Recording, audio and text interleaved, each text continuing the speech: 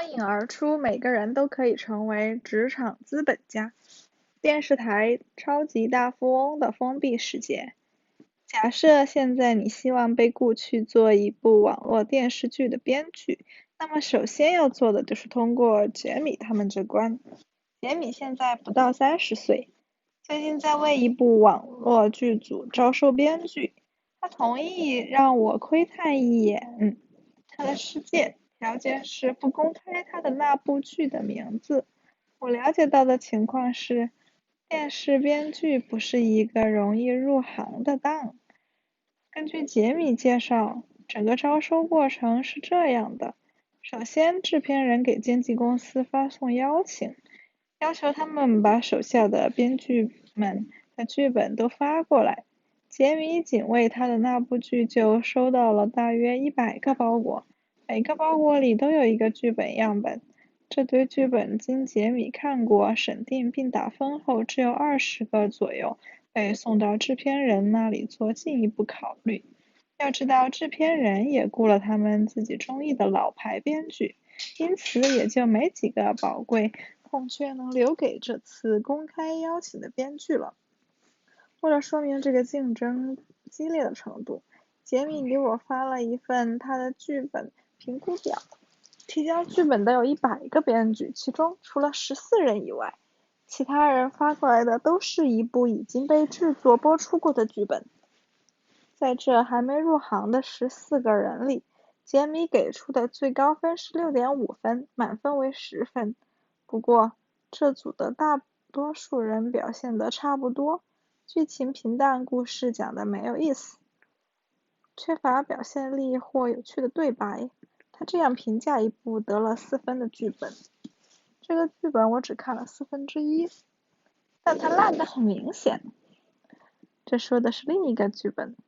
换句话说，想进入电视剧编组，其过程非常艰辛。然而，同时我能理解为什么成千上万人渴望实现这一目标。这是一份很棒的职业，一方面是钱的因素。就拿一个收入中等的编剧来说，美国编剧协会规定的最低工资是每周$2500。按照标准的一季26周来算，这半年的收入是非常可观的。如果电视剧获得成功，1到2年后你能成长为编剧审编。这个时候，按照一名资深电视编剧发表在 Salon 上的一篇文章里的说法，你还能赚碗稀饭喝喝。然而，根据另一位编剧承认，这碗稀饭至少相当于$10,000一集。等你做到下一个级别制片人，制片就变得有意思了。一旦到了这个级别，你就掉进钱堆里了。制片人可以有7位数的进账。根据前面提到的 Salon 上的那篇文章，不少人用超级大富豪来形容制片人的收入。当然，你做别的工作也可以挣到很多钱，在高盛公司里。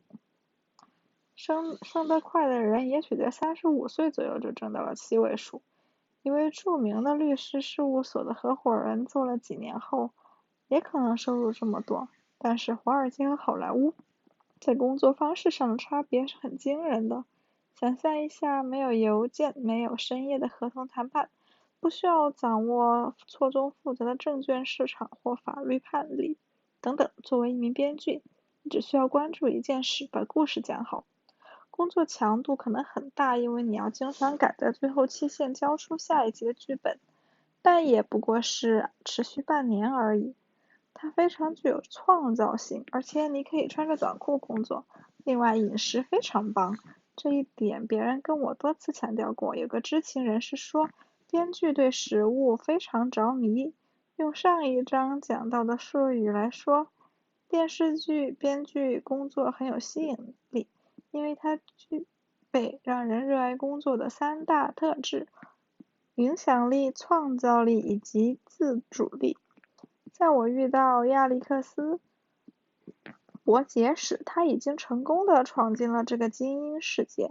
他最近卖了一个试播集给美国电视台。卖试播集就是卖想法。你坐在一间屋子里，面对三四名电视台的主管，用5分钟时间来推销你的想法。对于像美国电视网这样这样的有线电视台，主播每周会从15到20场这样的推销会，之后他们会到一边开启内部会议，从其中选出3、4部真正要买的剧集。伯杰的剧本就在他们那周买的4部剧里。虽然伯杰还要跨过几道关才能让他的剧在美国电视网播出，但卖出试播集这件事本身在这行已经让人印象深刻了。这说明你知道自己在干什么，似乎是为了强调这份印象深刻的程度。一位很喜欢伯杰作品的主管把他招了过去，为正在热播的谍战剧《邻家女特工》工作。好让他在等待试播集决定出来之前有点事情可做。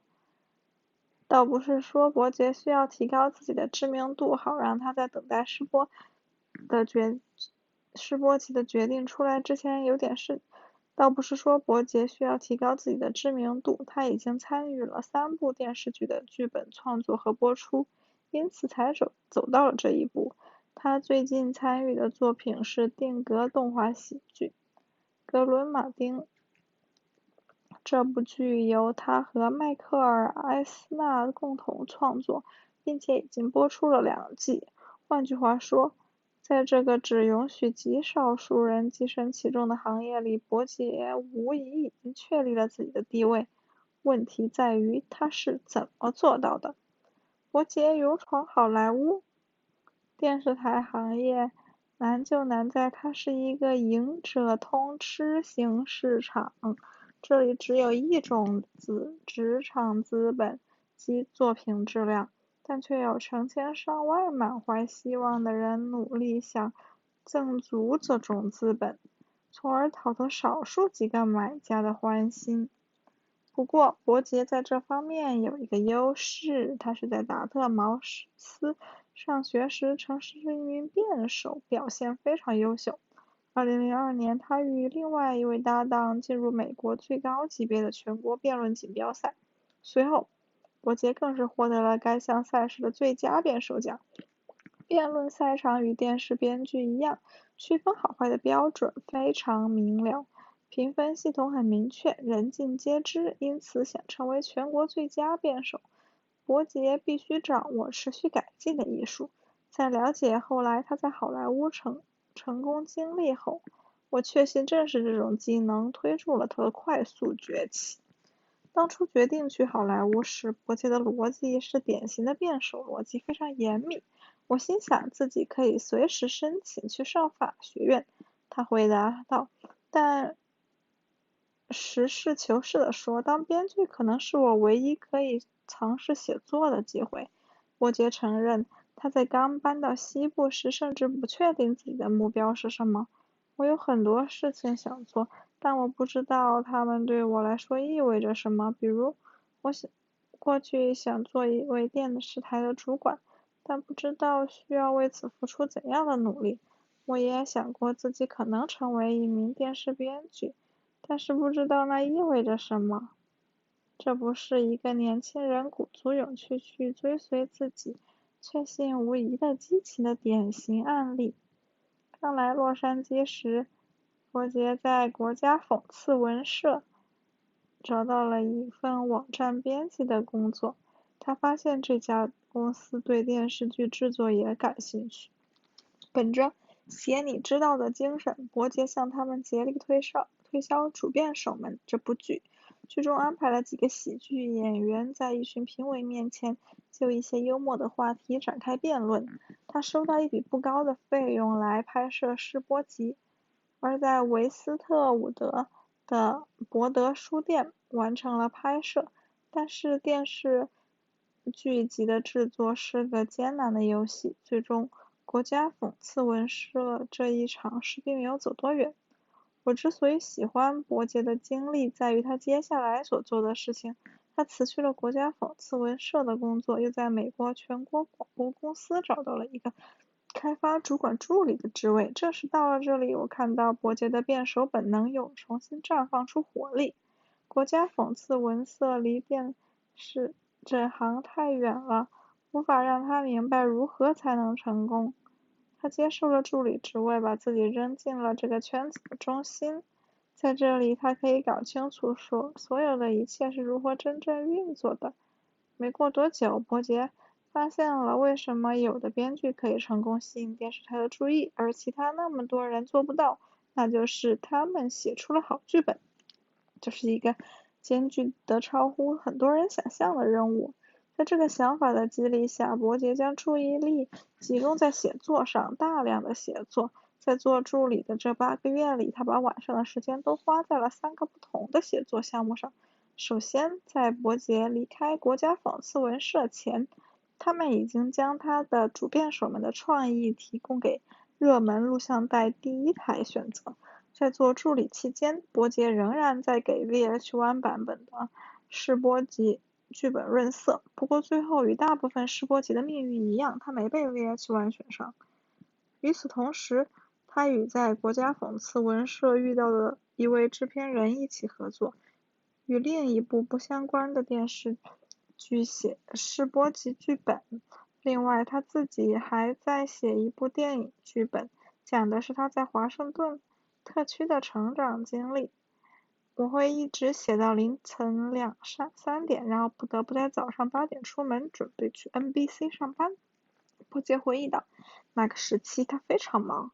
做了8个月的助理之后，伯杰听说电视剧《白宫风云》的翻版拍吉娜戴维斯的主演三军统帅的剧本的剧组有个剧本助理的职位空缺，于是趁机跳了过去。尽管从事一个低级的职位，他还是得以近距离的观察职业电视编剧的工作。另外，他给自己的作品集又增加了一部。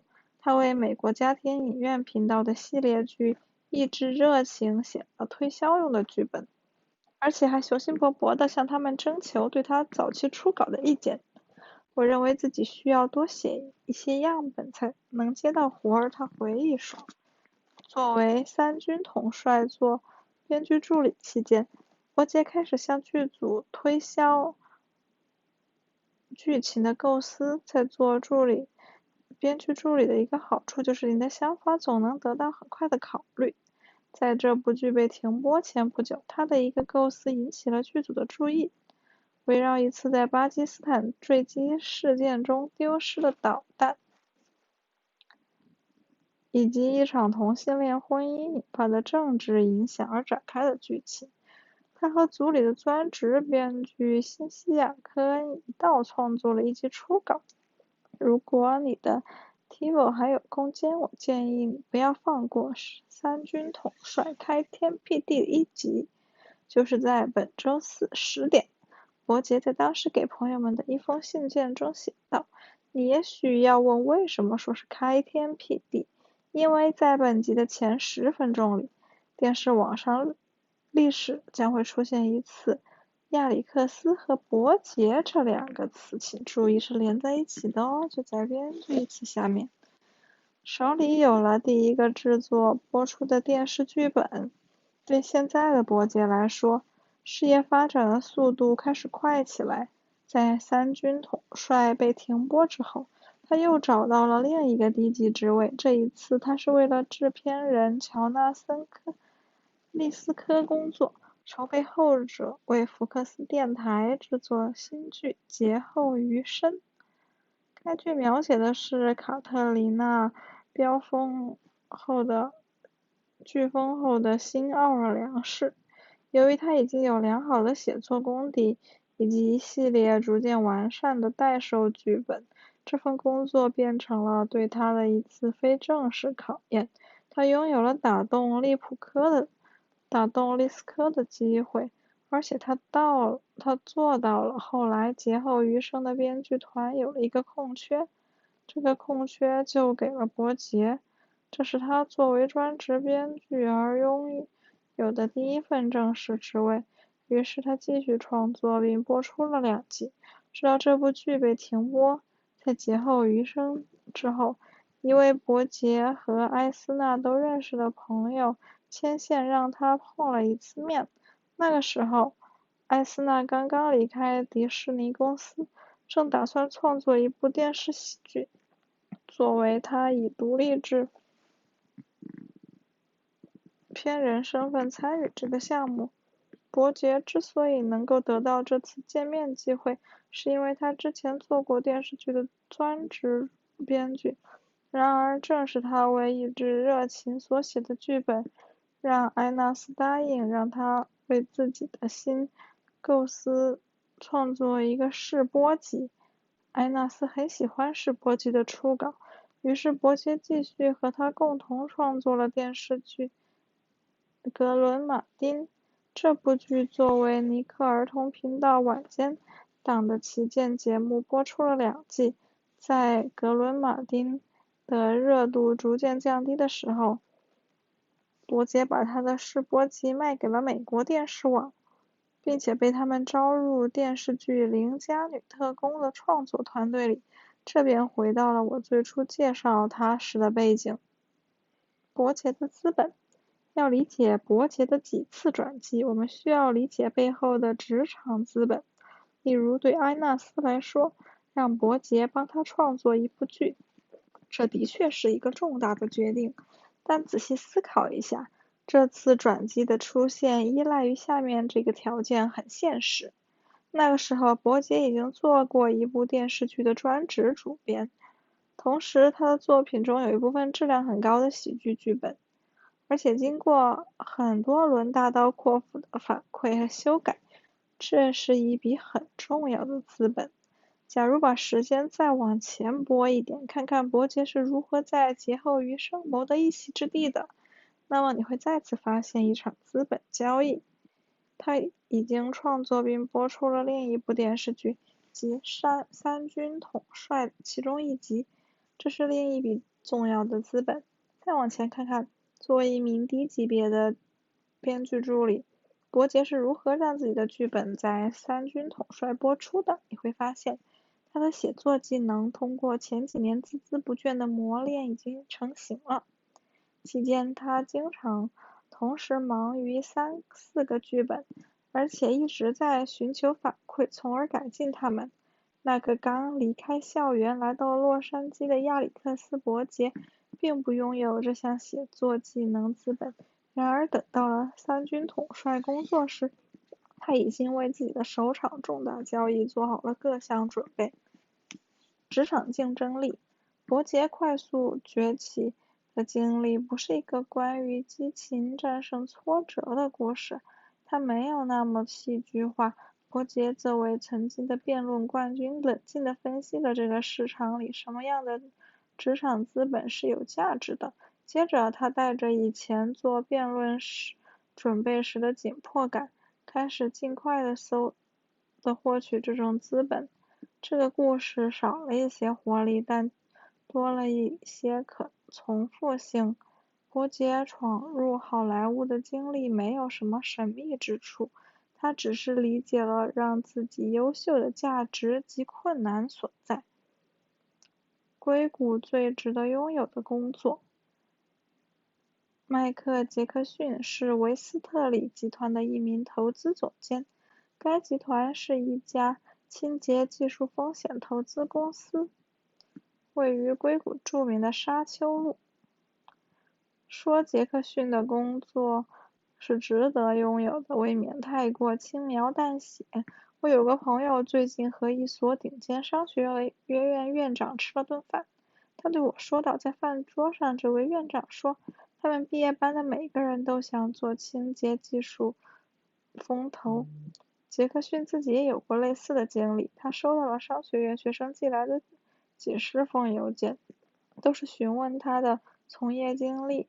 以前他还想试着回复一下，但到现在由于时间紧张，他大都忽视掉了。每个人都想做我的工作，他解释道。有人觊觎他的职位并不奇怪，清洁技术很热门，他能够造福世界。同时杰克逊也承认你能赚到很多钱。在这个职位上，杰克逊已经跑遍了全世界，会见一些参议员，并且与萨克拉门托和洛杉矶市的市长都打过交道。有一次聊天时，他说奥巴马的竞选团队主管大卫·普劳夫经常来办公室串门。职场竞争力，我对杰克逊感兴趣的地方在于，和伯杰一样，他并不是追随某种明确的激情才在工作如此优秀，相反，他认真而持续地积攒职场资本，并且相信宝贵的技能会转化成宝贵的机会。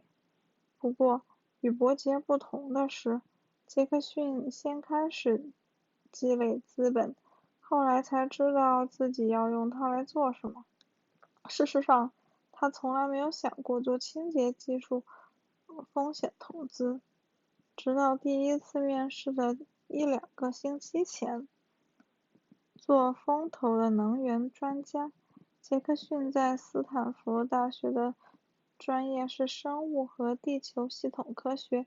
在获得了学士学位之后，杰克逊选择再读1年，拿到硕士学位。那个时候，指导他硕士研究的教授正考虑是不是要启动一项重大的研究项目，来研究印度的天然气行业。因此，他借杰克逊的学位论文来做项目可行性方案的探索。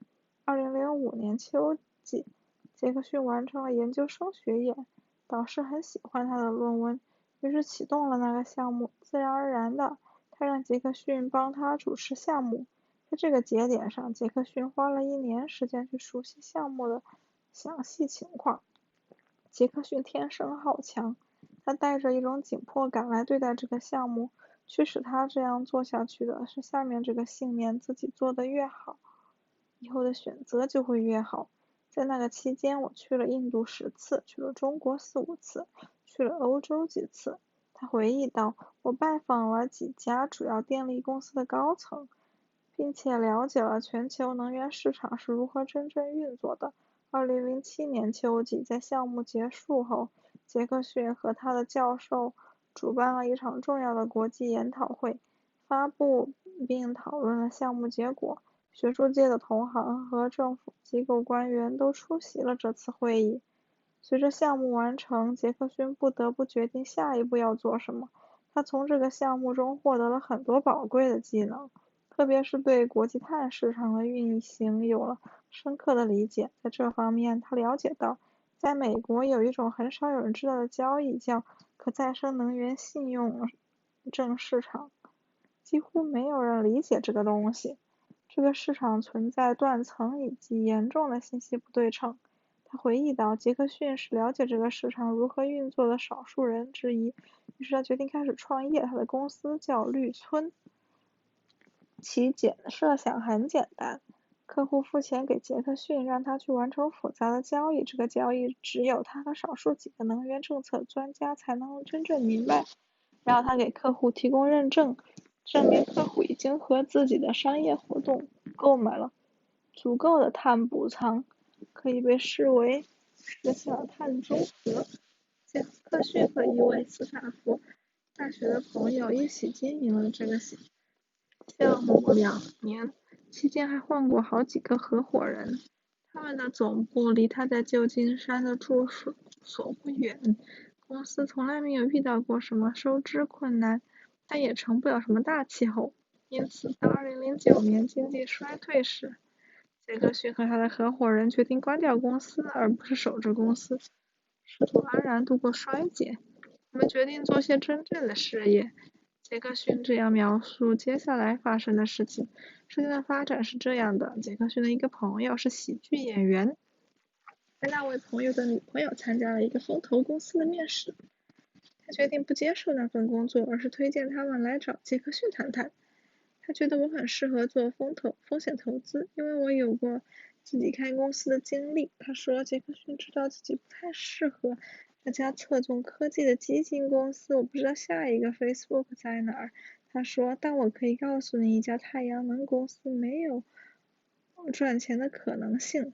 不过他心想，既然自己以前没有经历过真正的求职面试，可以把这场面试当做一次很好的练习。这场面试相当中规中矩，因为大家早就清楚我不会接受这份工作。但我和面试官很投缘，他回忆道。说话间，那位风险投资家有了一个想法，知道吗？有家新成立的清洁技术基金公司很适合你。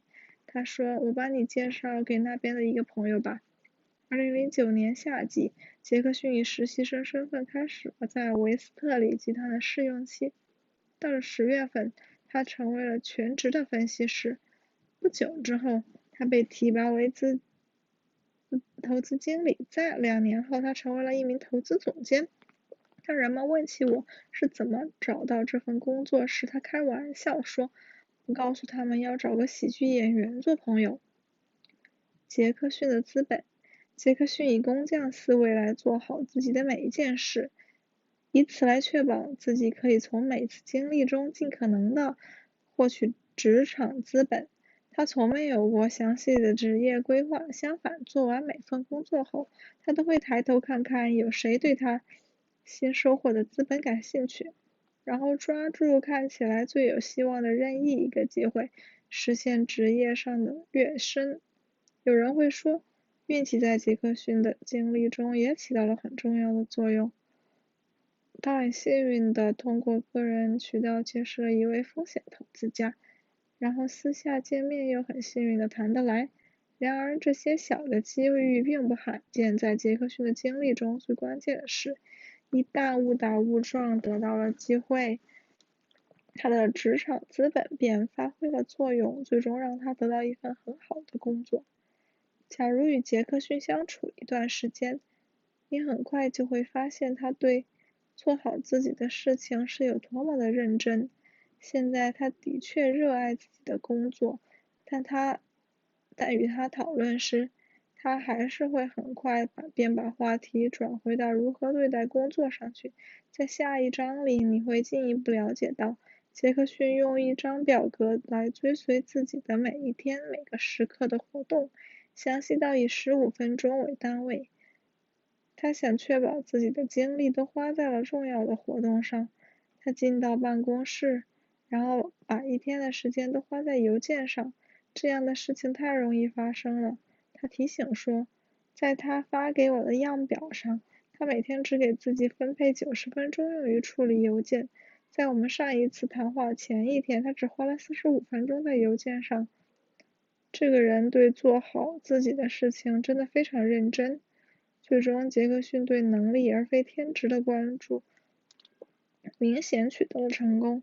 他有了一份很棒的工作，这份工作要求提供很大一笔职场资本作为交换。